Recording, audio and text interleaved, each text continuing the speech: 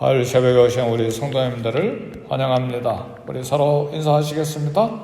할렐루야, 반갑습니다. 새벽에 오신 여러분을 주의 이름으로 축복합니다. 세상이 어둡고 또 답답하고 또 근심된 일도 많고 또 우리를 두렵게 하는 일도 있고 그렇지만 때때로 우리에게 마음을 즐겁게 하고 시원하게 만드는 아름다운 소식들도 있습니다. 개인적으로도 가정적으로도 사회적으로도 국가적으로도 그런 아름다운 소식들이 들려올 때가 있습니다. 예를 들면 중환자실에서 나올 수 있을지 없을지 생사를 놓고 삶이냐 죽음이냐를 놓고 참 걱정하고 있는데 중환자실에서 일반 병동으로 옮겼습니다. 그러면 우리 마음이 놓이잖아요. 그죠? 이젠 됐다. 이제 퇴원할 날이 있겠구나. 그런 생각을 하게 되죠. 일터를 잃고 늘 한숨을 쉬고 열심히 일하고 싶은데 그래서 일하는 즐거움도 없고 소득도 얻어서 또 이렇게 필요한 것을 쓰고 가족도 이렇게 부양하고 그래야 될 텐데 일터 얻지 못하고 방황하는 경우가 얼마나 많습니까? 그죠? 대학 졸업했다고 다 취직하는 것도 아니잖아요. 그죠? 그런데 일터가 아주 마음에 맞는 일터가 생겼어요. 아침부터 오후까지 마음껏 일할 수 있는 일터가 생겼어요. 됐다! 이게 얼마나 좋은 소식이에요. 그렇죠? 그 일이 힘들든 아니면 고생스럽든 어떤 그러나 일할 기회가 생겼으니 얼마나 감사합니까? 저와 여러분들에도 아마 그렇게 반갑게 들린 소식들이 살아오는 동안에 여러 번 있었을 것으로 그렇게 생각합니다. 올림픽에서 금메달 땄다는 소식도 이제 우리 국민들을 마음을 좀 시원하게 해주는 그런 부분들이 없잖아 있죠. 축구도 패하고 야구도 패하고 다 패했지만 양궁에서는 금메달 3관왕도 생겼다. 안산시가 금관왕 양궁에서 금을 땄다. 그렇죠. 근데 세상에서 어떤 소식보다 정말 아름다운 소식이 있는데 오늘 61장 이사야 61장 1절입니다. 주 여호와의 영이 내게 내리셨으니 이는 여호와께서 내게 기름을 부으사 가난한 자에게 아름다운 소식을 전하게 하려 하심이라. 아름다운 소식을 전하게 하려 하심이라. 가난한 자에게 들려온 놀라운 아름다운 소식, 기쁨의 소식이 여기 있다. 그랬습니다. 가난한 자는 누구냐? 여기 가난한 자에게 아름다운 소식이 있다고 했는데 그 가난한이라는 단어 옆에 혹시 여러분 성경에 조그맣게 삼자가 쓰여져 있습니까? 삼? 네. 그럼 제일 밑에 여러분 성경 제일 밑에 한번 삼자를 찾아가 보세요. 뭐라고 또 거기 번역했습니까? 가난한 자를 겸비한 자, 겸손한 자로 이렇게 번역해놨죠. 그죠? 네. 여기 가난한 자는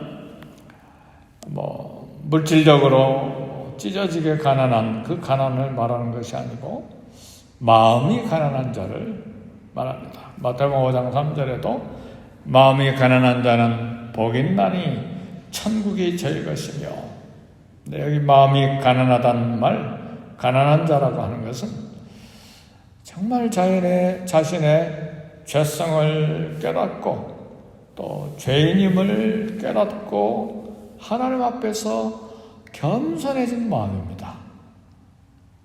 사랑하는 성도 여러분, 죄인됨과 하나님 앞에서 무가치한 자임을 깨닫는 그 순간이 아름다운 소식을 받을 수 있는 놀라운 기회고 구원받을 수 있는 기회입니다. 우리 예수님 믿는 사람들 가운데도 마음이 가난하지 못한 사람들이 얼마나 많은지 몰라요. 나는 옳다. 나는 그래도 의로운 사람이다. 난 죄진 거 없어. 난 막 그렇게 회개할 것도 없고 당당하다. 얼마나 어렵게, 물론 그렇게 당당한 부분도 있어야 되겠죠. 우리가 하나님 앞에 깨끗하게 의롭게 살아가는 그런 모습도 있어야 되겠지만, 그러나 근본적으로 누가 복이 있느냐, 누가 천국을 얻을 수 있느냐, 마음이 가난한 자예요. 거기에서부터 십자가 복음이 시작이 되고 십자가 복음의 위대함이 거기에서 능력을 발하게 되고 그의 죄가 예수의 이름으로 용서되는 은혜가 시작되기 때문에 그렇습니다. 그래서 예수님을 믿으면서도 자신의 죄성, 죄인됨 깨닫지 못한 사람들은 십자가 복음 별로 귀하게 생각하지 않아요. 그 말은 아직 중생하지 못했거나 구원받지 못했거나 예수님을 아직 온 영혼으로 믿지 못하는 그런 상태일 수가 있습니다. 그래서 예수님의 십자가 복음 이야기에도 감동이 하나도 없어요.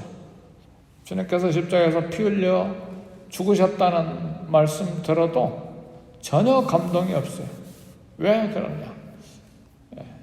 자신의 죄가 얼마나 처절하고 수치스럽고 통곡하고 싶을 정도로, 막 자신을 저주할 정도로, 저주하고 싶을 정도로 막 부끄럽고 수치스럽고 통탄스러운 통연한 그런 마음이었기 때문에 십자가 복음이 별로 감사하지 않아요.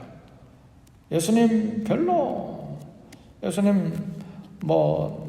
나 병 낫게 해주시고 돈 벌게 해주시고 뭐 형통하게 해주시고 그런데 쓸모가 있다고 생각할지 모르지만, 그렇게 해서 뭐 기도하는데 뭐 이렇게 도움받는 분으로만 생각할지 모르지만, 우리 예수님 정말 얼마나 우리에게 부어주신 은혜와 그 축복이, 거대한 축복이 있습니까? 그게 십자가 복음입니다. 가난한 자, 바로 그에게 아름다운 소식이 있다, 그 말입니다. 세리가 세금 받는 사람이잖아요. 유태인으로서 세리는 죄인과 동급이잖아요. 매국노예요. 예를 들면 일본 사람 앞잡이가 돼가지고 우리 조선 사람들 막 집집마다 다니면서 세금 걷어내고, 세금 안 내면 뭐 집안에 물건 가져가고, 조선 사람이 그러면 매국노라고 그러잖아요. 유대인 사회 세리가 그런 사람이었어. 자기가 죄인됨을 알고 성전에서 멀리 서가지고 하늘을 우러러보지도 못하고 가슴을 치면서, 하나님이여 불쌍히 여겨주세요. 나는 죄인입니다. 돈 때문에 그렇습니다. 근데 바리새인은 내가 의로움을 감사합니다. 저 세리와 같지 않음을 감사합니다. 나는 뭐 일주일에 2번씩 금식하고 뭐 11조도 내고, 그럼 막 고개를 번쩍 들고 손 들고 막 당당하게 성전 가까이서 기도하는 바리새인이 있었는데, 누가 구원받았습니까? 자기 의를 내놓는 사람은 구원받지 못해요. 우리는 죄인이잖아요. 아무리 선한 일을 했어도 예수의 피가 아니면 구원받지 못할 악한 죄인이잖아요. 그래서 우리 주님 앞에서는 누가 의로운 사람인가? 자신의 죄성을 깨달은 사람이죠. 그래서 이런 사람이 아름다운 소식을 받을 수 있는 사람이에요.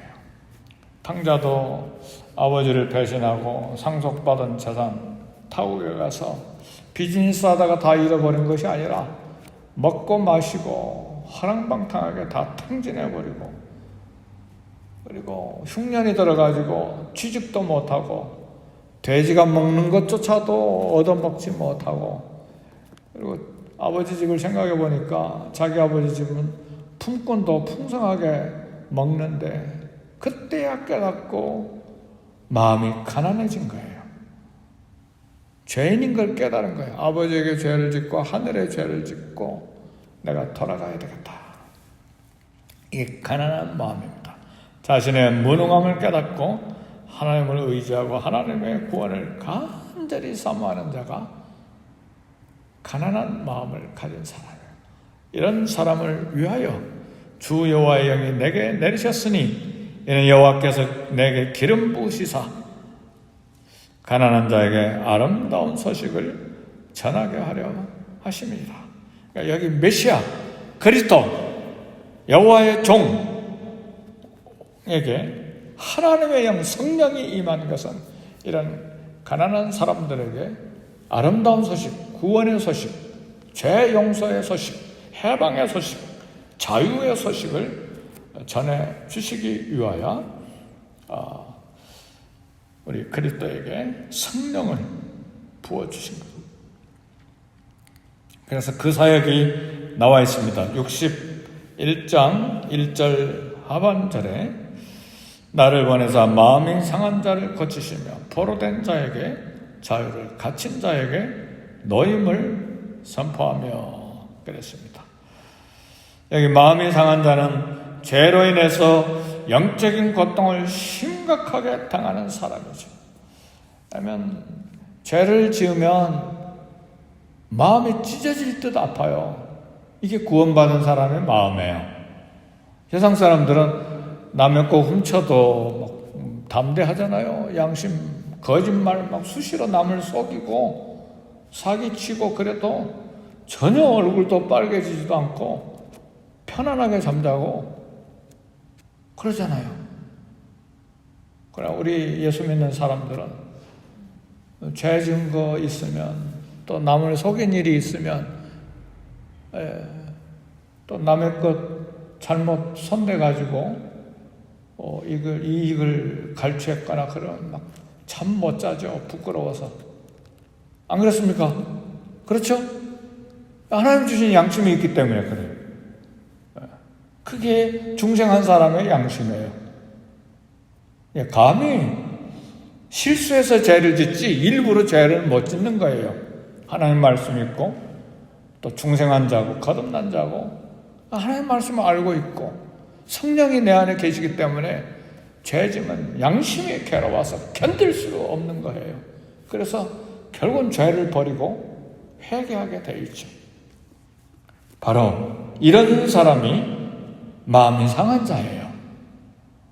마음이 상한 자라고 하니까 남이 한 대 때려가지고 고통당하고 그런 게 마음 상한 자가 아니라 내가 지은 죄 때문에 괴로워하고 힘들어하고 하나님 앞에 어찌할 줄 모르고 회개하고 통회하는 눈물 짓는 사람. 이처럼 죄로 인해서 영적인 고통을 심각하게 당하는 자를 고치도록 우리 하나님께서 우리 주님에게 성령을 부어주셨다는 말입니다. 포로된 자, 죄의 포로가 되어서 죄에 빠져나오지 못하는 죄의 노예가 이 땅에 얼마나 많은지 몰라요. 죄의 포로, 마약 집단에 들어가고 깽단에 들어가고 이상한 단체에 들어가서 빠져나오지 못하는 그런 상태. 그것도 포로잖아요. 그런데 죄의 포로라고 하는 것은 죄가 익숙해져 가지고 죄의 그 달콤함이, 그 유혹이 너무 강렬해서 죄를 끊지 못하는 거예요. 아무리 하려고 해도 죄가 끊어지지가 않아. 저녁에 울고 통곡하는데 내일 또 죄 짓는 거예요. 마치 담배 중독되는 사람이 끊지 못하고, 술에 중독된 사람이 끊지 못하고, 오락에 중독되는 사람, 게임에 중독되는 사람, 그 다음에 이게 빠진겁니까? 카지노에 중독된, 막 끊지 못하잖아요. 그죠? 막 그런 것처럼 죄에 중독이 돼서 도무지 막 죄를 끊지 못하는 그게 죄의 포로가 됐다는 말이에요. 얼마나 무섭습니까? 죄의 포로 된 게. 그걸 단칼에 잘라내려고 하는데 안 잘라져요. 죄가 얼마나 질긴지 몰라요. 여러분, 부엌칼 가지고 자동차 타이어 한번 잘라보려고 해보세요. 센 거면 잘 안 잘라집니다. 그렇게 죄가 질겨요. 그래서요, 제가 우리 머리에 또아리, 우리 삶에 또아리 치지 않도록 멀리 쫓아버려야 됩니다. 위에 새가 우리 머리 위에서 날아다닐 수는 있지만 머리에다가 집을 짓도록 놔두진 않게는 할 수 있잖아요. 그렇게 해야 돼. 팍 잘라내야 돼. 그러기 위해서는 그 죄 짓는 장소 가면 안 돼요. 멀리 피해서 가야 돼. 만나서도 안 돼요. 멀리. 그게 죄 안 짓는 방법이에요. 근데 일부러 막 가까이 가고 자꾸 같이 걸어가고, 복에는 사람은 악인의 꾀를 좇지 아니하고 죄인의 길에 서지 아니하고 오만한 자의 자리에 앉지 아니하고, 그게 복 있는 사람이에요. 거기 다 동사가 나오는데, 복 있는 사람은 걸어간다고 그랬어요. 그리고 서 있다가 자리에 앉는다고 그랬어요. 영어 성경에 보면 walk, 걸어가고, stand, sit, 서고, 그 다음에 마지막에 sit, 앉는다. 그러니까 멀리. 근데 바로 이런 사람, 죄의 포로가 된 사람을, 죄의 노예가 된 사람을 해방시켜 주시기 위해서, 할렐루야. 여기서 해방시켜 주시기 위해서 우리 예수님이 오신 거예요. 얼마나 큰 축복입니까? 그 다음에 갇힌 자, 죄의 결과로 죽음과 어둠에 완전히 감옥에 갇혀가지고 사망 선고 받은 사람. 우린 하나님과 원수된 자였잖아요. 사망 선고 받은 사람, 하나님과 원수된 자. 그런데 그 죽음에서 살려내시기 위하여, 자유를 주시기 위하여 우리 예수님이 오셨어요. 그래서 우리 예수님이 이 땅에 오신 이유가 있어요. 그래서 우린 예수님에 대한 기대가 있는데, 사랑하는 성도 여러분, 우리는 그냥 예수님의 이름으로 우리가 기도한 거 응답받는 그것만 생각하시는데, 예수님이 이 땅에 오신 이유가 있고 우리도 예수님에 대한 기대가 있어야 됩니다. 예수님이 이 땅에 오신 것은 육적인 문제 해결하고 질병 문제, 굶주림 문제, 정치적인 해방의 문제를 해결하기 위해서 오신 것이 아니고, 그건 부수적인 거예요. 우리 죄의 문제가 해결이 되면 나누고 사랑하고, 그렇기 때문에 굶주림의 문제도 자연스럽게 해결되고, 정치적인 어려움도 해결이 되고, 마음의 평안이 있고 즐거움이 있기 때문에 질병의 문제도 해결이 되는 것이죠. 그래서 우리 주님이 이 땅에 오셔서 하실 때 오병이의 기적으로 떡도 주시고 병자들도 고쳐주시고, 그렇죠? 네, 그런 사역을 하셨지만, 그러나 우리 주님이 이 땅에 오신 마지막 최종 목표는 뭐였습니까? 십자가에 올라가시는 일이었어요. 그렇죠? 네. 가난한 땅에, 가난한 자에게, 포로된 자에게, 갇힌 자에게 그걸 고쳐주시고 자유를, 그런 노임을 선포하기 위해서 이 땅에 오셨습니다. 할렐루야. 그래서요, 우리 주님이 십자가 지심으로 우리의 죄의 문제를 해결하심으로써 치유와 해방과 자유가 주어진 거예요. 그것이 복음이에요. 그래서 61장 3절에 무릇 시온에서 슬퍼하는 자에게 화관을 주어 그 죄를 대신하며 기쁨의 기름으로 그 슬픔을 대신하며 찬송의 옷으로 그 근심을 대신하고 그들이 의의 나무 곧 여호와께서 심으신 그 영광을 나타낼 자라 일컬음을 받게 하려 하시매라. 죄의 상처가 치유되니까 우리 마음과 영혼이 막 새털처럼 가벼워지는 거예요. 막 나를 막 수치스럽게 생각했는데 막 양털처럼 깨끗하게 내가 보이기 시작하는 거예요. 이게 죄 사유함에 대한 해방입니다. 자유예요, 자유. 그동안의 죄책감 때문에 막 자기를 자책하고 막 자기를 눌러서 한숨만 쉬었는데 이제는 자유다.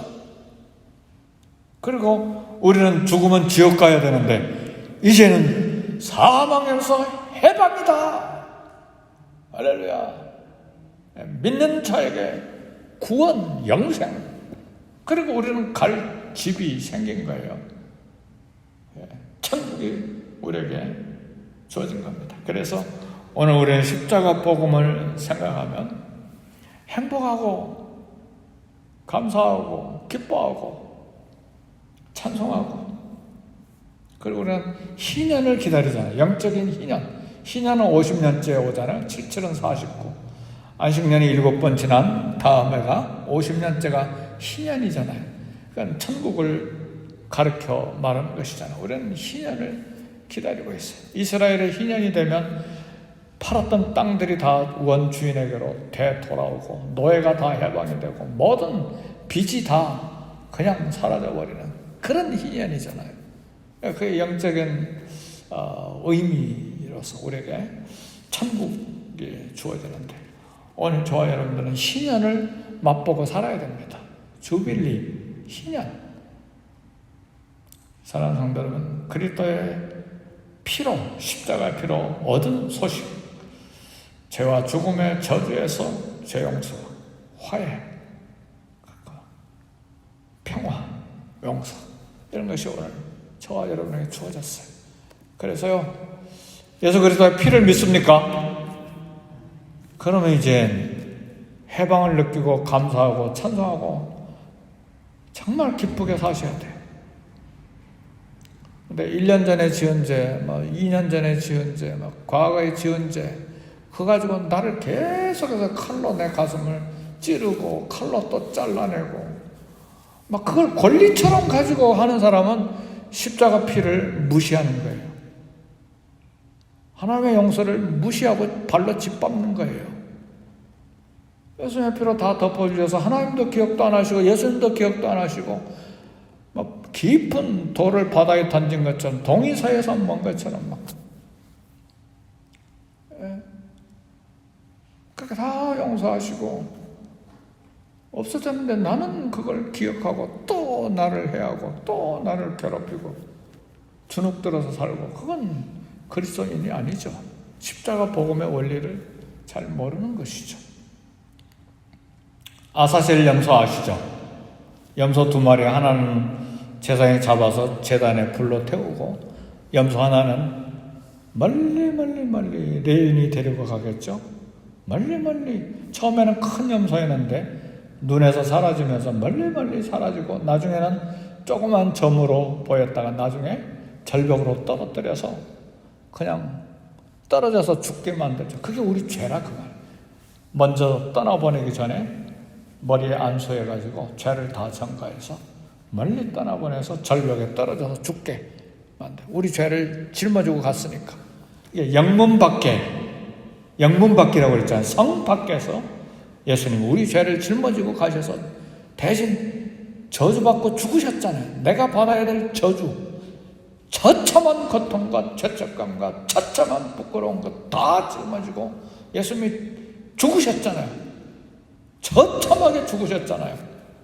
근데 온 세상을 덮고도 남을 그 예수님의 보혈, 피, 보배로운 피가 우리를 다 덮었는데 내가 얼마나 의롭다고 교만하게 또 내 죄를 끄집어가지고 또 나를 성찬하고 그럽니까?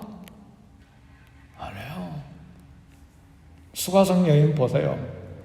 메시아를 만난 순간에 물동이 버려두고 막 메시아 만났다 낮잠 자고 있는 막 사마리아 수가성 사람들 다 깨워가지고 메시아를 보러 가자 그러잖아요. 할렐루야. 이게 복음을 받은 사람의 모습이죠. 그렇게 살아야죠. 그래 당당하게 예수님의 이름으로 기도하고 아빠 이거 주세요. 나 이거 필요해요. 우리 기도하잖아요. 야, 긍휼하심을 받고 때를 따라 돕는 은혜를 얻기 위하여 은혜의 보좌 앞에 어떻게 나아갈지니라 담대히 나아갈지니라 예수 그리스도의 피를 힘입어 주의 성소에 담대하게 나아갈 담력을 우리가 얻었는데 그 길은 새롭고 산 길이요 휘장은 그 찢어진 길 새롭고 산 길 그 휘장은 곧 그의 육체니라 그랬죠? 우리 예수님 앞에 그렇게 나가는 것입니다. 화해와 치유와 평화와 은혜를 주신 그 자유를 주신 우리 주님께 감사하고 이 은혜를 무엇으로 보답할고 하고 이제는 내 삶을 주님께 드려야 돼. 공부하는 학생이든 직장잡든 남편과 아내든 사회에서 무슨 직업을 가졌든지 간에 이 예수님 이 은혜에 보답하기 위해서 내 삶을 도구로 수단으로 사용해서 주의 복음을 위해서 일해야 돼요. 우리의 사명, 우리의 콜링은 이 세상이 아니에요. 복음을 위해서 사는 거예요. 무슨 직업을 가졌든지 간에. 우리 자녀들도 역시 마찬가지죠. 너 그 직장 가졌냐? 열심히 일해서 돈 벌고 행복하게 살 때 최종 목표는 그 삶이 아니다. 십자가 복음이다. 그걸 이야기해줘야 돼 우리 자녀들에게. 믿으십니까? 그게 우리 삶의 목표죠. 그래 하나님 영광 그 이름을 드러내는 일에 우리가 쓰임 받아야 됩니다. 우리 기도하겠습니다. 기도하실 때 말씀 생각하시고 복음으로 말미암아 우리에게 주어진 이 놀라운 은혜 보답하는 삶을 살게 해주시고 이 은혜에 감사하고 기뻐하고 즐거워하고 찬양하는 우리 삶이 되게 해주시고 이 복음을 증거하는 일에 우리도 증인되게 해주시고 십자가 복음 땅끝까지 증거하는 일에 쓰임받는 우리 교회가 되게 해달라고 우리 다 같이 함께 기도하겠습니다.